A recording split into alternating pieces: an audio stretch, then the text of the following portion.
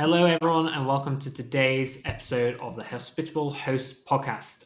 Today on our show, we have Matt Krueger with us. Matt has a whole stack of skills, and he has experience as being a real estate investor, an Airbnb mentor, and a cash flow coach. So, looking forward to talking to him about scaling up without a property manager today and working just a few hours a week. Matt, thank you so much for joining us today. How are you doing? Yeah, thanks for having me, Miles. Doing really good. Excited to be on and kind of share some knowledge and insights of where we've come from and where we're going. Awesome. Thank you so much. And tell us, Matt, for those watching the video recording of this, please explain your background decor. Whereabouts are you today? Yeah, so in my primary house, I don't typically have a giant siege roll behind me. We are currently on South Padre Island. A few years ago, we started spending our winters here. We live just off of Des Moines, Iowa, and it gets kind of cold there this time of year. So we decided to migrate down here where it's much warmer and there's a beach here. So you find the turtle behind me today, but that's the why. Fair enough. Awesome. So, let's start off with kind of the story about you, Matt. I didn't really give you much of an introduction, so I'd love to kind of learn more about you, your story about how you got into vacation rental property management, and the story behind you retiring before you turned 30.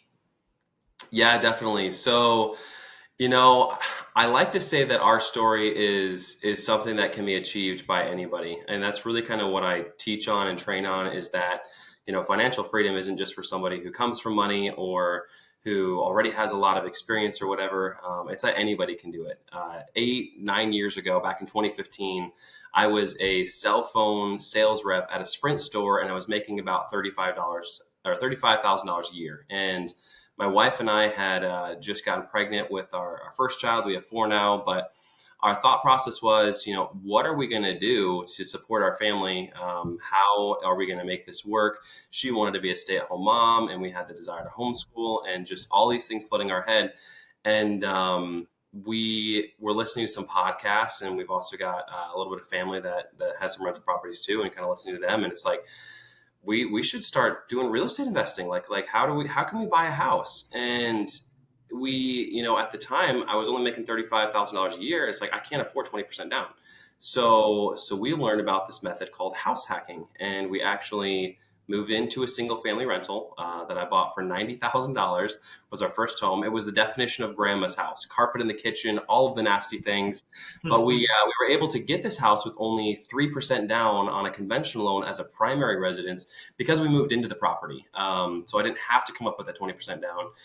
We even got the seller to pay closing costs, all of these things. So that was really our first experience into it. And we ended up living there for a year. We renovated the property as we lived there. And then after a year, we moved out, we rented it out, and we did this again and again and again. So we actually ended up doing this 5 times in 5 years, building really the foundation of our rental portfolio to get us to where we are today. But I won't go into everything from there to here, but we've learned to be creative with financing. We utilized a HELOC on our primary residence to buy more rental properties. It was all about like being smart with the investing and the way that we invested to really help us to get to this point today. I never had a, advanced elevated salary or anything. It was always, pretty median throughout my 10 years in cellular retail sales stuff. So, and that's just really what I teach people today. It's like, you don't have to, be making a lot of money or come from somewhere special to do this. You just have to be smart with how you're doing this, and that's what we're teaching people today. So Amazing. That's awesome. And when you are educating people around that, what are some of the kind of common pitfalls that you see people make? They're trying to expand the number of properties that they have. Maybe it's even just kind of getting on the ladder, getting that first property. What are some of the key challenges that people face along the way, and you're trying to correct essentially? yeah, I think that there's two things, right? It's people have this vision of financial freedom, and I think a lot of people have this picture of the way it should look, making $1 million a year, driving these fancy cars, living in these fancy houses, and just really, where they're living off of the money that they keep making from their properties, and then really never finding that financial freedom. because it's this unattainable picture that they painted in their head. So I think first and foremost, like we never used any of our cash flow at all until I actually left my job in October of last year. We only used it to reinvest. We never lived off of it. And even today, we live off of about 50% of it. So that way we can keep still, investing. So, I would say figure out what financial freedom is for you. Don't just focus on like getting 100 properties, focus on how you can, like for us at the time, it was focusing on how we could have enough cash flow from our properties to surpass my salary. That way I could leave my job, because financial freedom for us was about being able to have my time back with my family. So, I would say that that's one pitfall is people just like have this picture in their head, this, unrealistic reality of what it actually is. And they don't actually have goals set for themselves. So they just keep spinning in circles. The other thing is that when people are growing, they end up stalling out at like 3, 4, 5 rentals because they end up getting overwhelmed with it, especially if you're working a full-time job as you're trying to manage rentals and stuff. Especially with short-term rentals, like it can be super challenging if you don't have like your correct systems and teams in place, which is where, Hospitable comes in. We'll talk more about that, I know, later on here, but having those systems, having those teams and those people in place, and making sure that you have, everything organized. That way it's repeatable, throughout each one of your listings as you grow. Amazing. Yeah. And, you briefly touched on there, obviously you've got a wife and kids, you've got the family. How do you find, the challenges of time management of, trying to do work on properties whilst also, having family life? Are the kids pitching in? Are they hammering nails into, plywood? Maybe not hammering nails. They probably just put holes in the walls. But yeah, so when we started, so we actually have 4 kids now, 7, 5, 3, and then 4 months. So we're busy. But when we started, like we were pregnant with our first, we bought our first property, and we made the decision together as a couple that we were not going to do this where, just my wife raised the kids and then I focused on working full time and also working on these properties full time and all of this stuff, because there was a lot, where we're buying fixer uppers, properties that needed, a lot of cosmetic stuff. So we decided we were going to do it together or not at all. So that was one part of it, was doing it as a team. And I encourage anybody with this, like it's going to be super hard on your marriage and on your family if you don't, decide to work on this together as a unit. So that's what we decided to do. And honestly, like there's nothing that builds the marriage bond stronger than, tiling a backsplash at, 11 o'clock at night while the kids are asleep and pack and plays in the rooms of this house or whatever. So, so that's important. And then, also like, just kind of touching on the last point too. I want to say like, it's important to focus on quality of your properties over quantity. Because I think just so many people, and I'm just going to keep hammering on this one, have this idea of, well, this guy says he's got 100 doors or 200 doors or 1,000 doors or whatever else. And, what they don't realize is that these people are probably partnering with others or syndications and stuff. But essentially, like that's, in my mind, what creates these slumlords of today too. It's like, you have to focus on just having, the properties that you have perform as best as you possibly can. So that's why, like, through your systems, through Hospitable, and I know we'll talk about this more too, but like leveling up your properties to get the most amount of profit off of the properties you have. So, we only spend 2 to 3 hours per week managing our properties today. And I'm going to say only have 12 properties total. But that was a choice because I don't want to have so many properties taking up so much time, and we can do that and still have our family time, while managing these properties and have enough cash flow to live on. Yeah, definitely. And so you've mentioned Hospitable a couple of times. So, there's no escaping it. It's a Hospitable Host podcast. Let's talk about Hospitable briefly. How are you using the tool to kind of save yourself time? What's really kind of the key feature for you that's really kind of pulling its weight and really helping you out as a family? This is like a super loaded question, so I feel like we should break this down a little bit too. But I'm gonna say, like, just generalizing Hospitable as a whole, I would say like the biggest thing for us is our total synchronization of everything that we have in one place. Every day, I mean, I don't even look at it every day, honestly. Like every other day, sometimes when I am going to focus on my short-term rental business, the first place I go is Hospitable because I know that everything I have, whether it be I don't even know if I can say the names of our OTAs or whatever on here, so I'll just say other booking You platforms. can. I think it's safe. Go for Airbnb, it. VRBO, Booking.com, whatever else. Like I don't need to go to these websites because everything that I have is through Hospitable. So whether that's communicating with cleaners and our cleaning schedules and communicating with guests and checking out to make sure that we have all of our guest communication going out properly, everything there, like it's all in one synchronized place that I can just go to. Mm-hmm. Amazing. And then I assume that kind of Hospitable has kind of played into the factor of, you know, why you don't use a property manager. Basically, you manage things on your own. How do you think Hospitable plays into that? And why don't you have someone doing it for you? Why have you not just gone and found someone to manage your properties and take a commission off of you? Yeah, so I'm not going to diss on co-hosts or property managers or anything like that because I have friends that are. But for me personally, it's I would say if you want to be 100% hands off and you don't want to have anything that you have to do, which I don't think that there ever is a perfect world like that, because even if you have a property manager or co-host, they're still going to reach out to you for little things. But 98% hands off, then yes, have a property manager, have a co-host, whatever else. But if you want to be able to still have your life and be able to reasonably manage properties, like I said, we spend 2 to 3 hours a week managing our 12, then it's a must because everything is automated for the most part. I mean, we've got calendar synchronization across all of the OTAs, which for those that don't know, that's online travel agencies like Airbnb, VRBO, whatever. So whenever I get a booking on Airbnb or VRBO or a direct booking, it is synchronized through my Hospitable calendar. So that booking comes in from Airbnb. It then will block off my calendar for those dates on my direct booking website or on my VRBO website. So I don't need to worry about blocking off these other dates.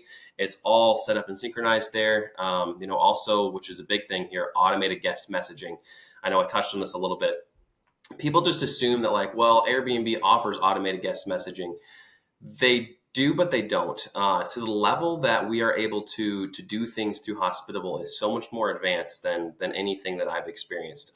Especially, also including Chat GPT, having the magic wand icon as well is a big part of that too. So I can just click on a button and respond to a message automatically without needing to type something out because Hospitable already knows the reservation. They know what our property has because it's synchronized through all of these things. So it's really like the saving of time for me. I can look at my cleaning calendar and I can see I can set it up so I can automatically assign cleanings or manually assign cleanings or have it automatically assign them. So I can go there and I can just see, well, hey, this is taken care of by this person. This is taken care of by this person. If I want them to do something extra, I can, assign them these things. But it's just like all of these things combined into one.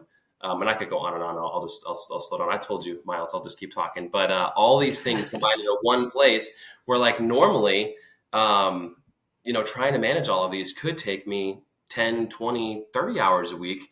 Trying to go back and forth through all of these things, it brings it way down because it automates it and it synchronizes it all in one place for me. Cool. And then, so obviously, Hospitable is saving you a lot of time. You've told us that you want to focus more on the existing properties that you have and make sure that they're amazing and you're providing an amazing guest experience versus just trying to get as many doors as possible.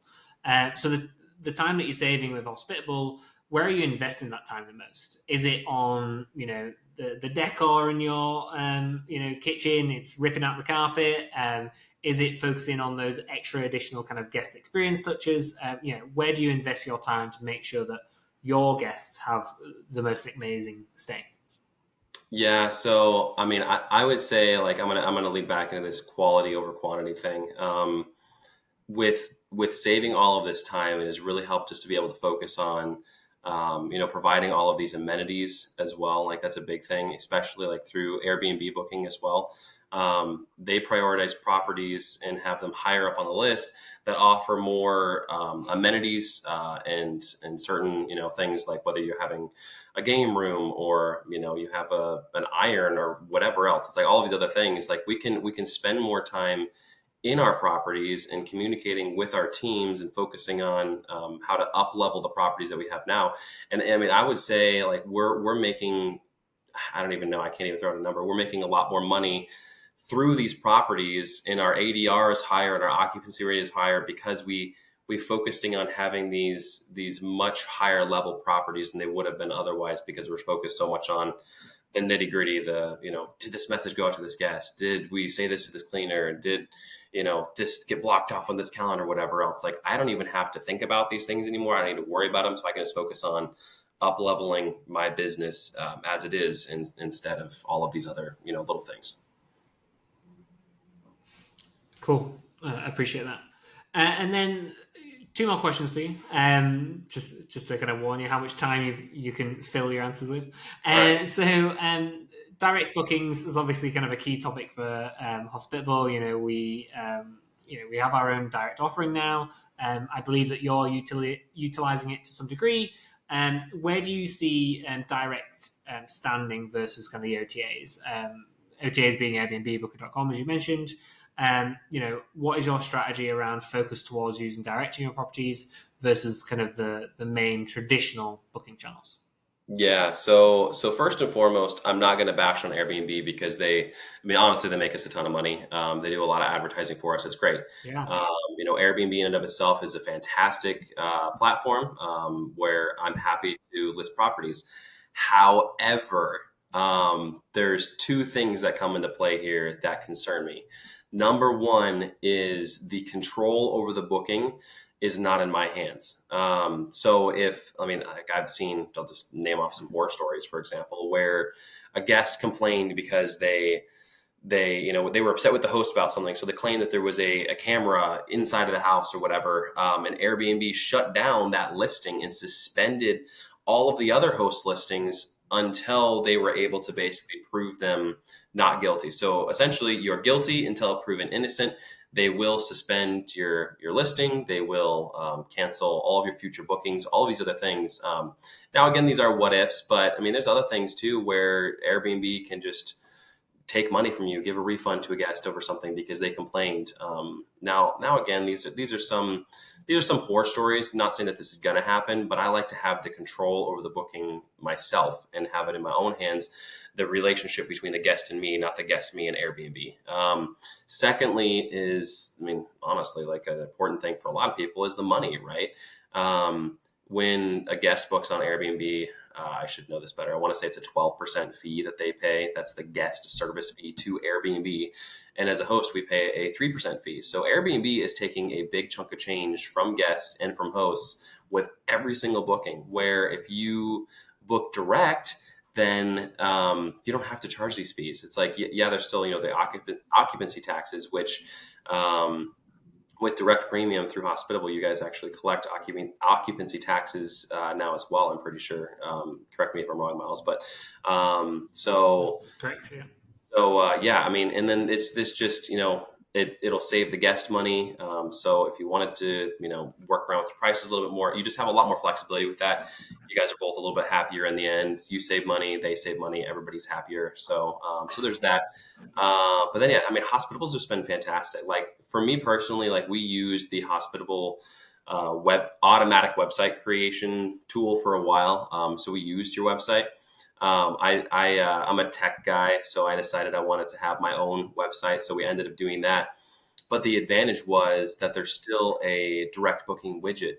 So whether you want to have Hospitable make a website for you, or you want to just have this widget, which essentially like shows, so I can just drop this code into my website and it shows here's your property, here's the available dates, because it's still syncing up all of these dates with my Hospitable calendar through my other properties.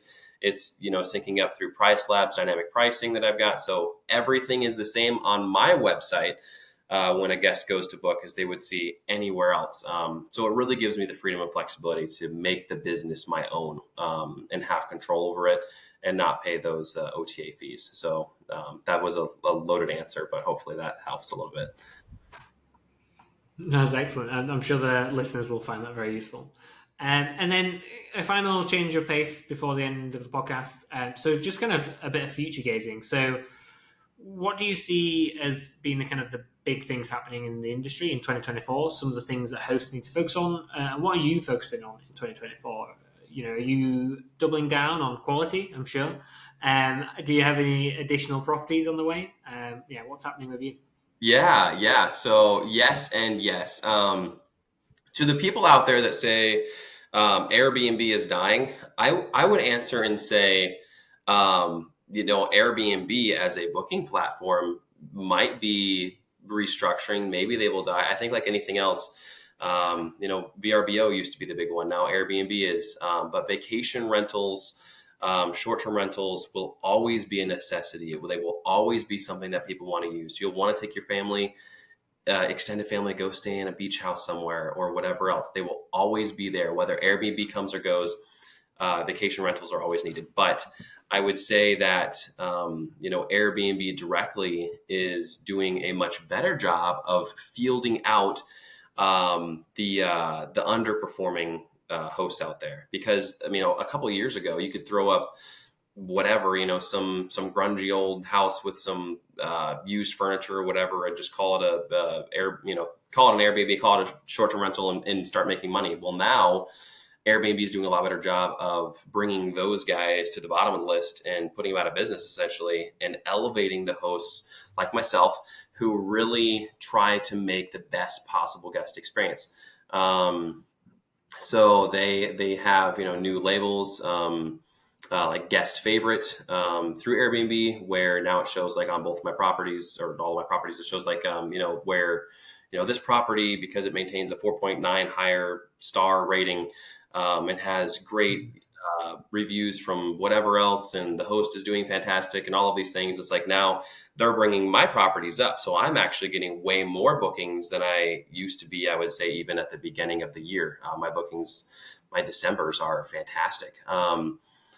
I would say also, it's like I said, it's not about, numbers necessarily. It's about the quality. So make sure you're offering those amenities, make sure you've got your great photos, make sure that you're using dynamic pricing, which is important too, and having all of these things, and you will exceed. So for me personally, I've got long-term rentals and I've got short-term rentals. And right now I am focused on buying short-term rentals, and I want to buy them quickly.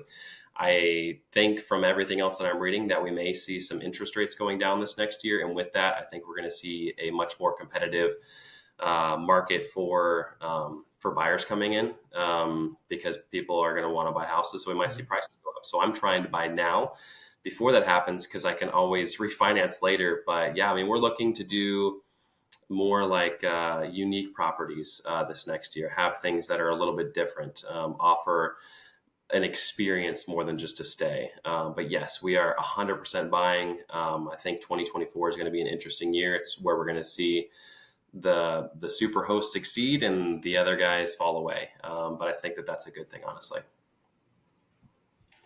Amazing. Big year for you next year, Matt. Big year. So if people want to find out more from you, Matt, if they want to get some more advice from you, whereabouts can they head to learn more? Yeah, so I started doing those. I started being a content creator, whatever you want to call it, about a year ago. TikTok is where I'm most popular at. Rental Cash Flow is my username over there. I love doing it. I don't really sell anything. I just speak what we're doing, and I want to help people. That's really what I needed to hear from other creators. When we were starting this, when we were starting short-term rentals especially, was just seeing normal people do it. So that's what I try to do with people. So Rental Cash Flow on TikTok is my biggest one. That's my main one. Also Rental Cash Flow on Instagram as well. So, but yeah, Rental Cash Flow, Matt Krueger, you'll find me. Amazing. Matt, thank you so much. I hope you've enjoyed recording with me today. I did. Thank you, Miles. This was fun. Cool. And thank you to our listeners for tuning in. Stay tuned. We'll have another episode coming shortly. Thank you, everyone.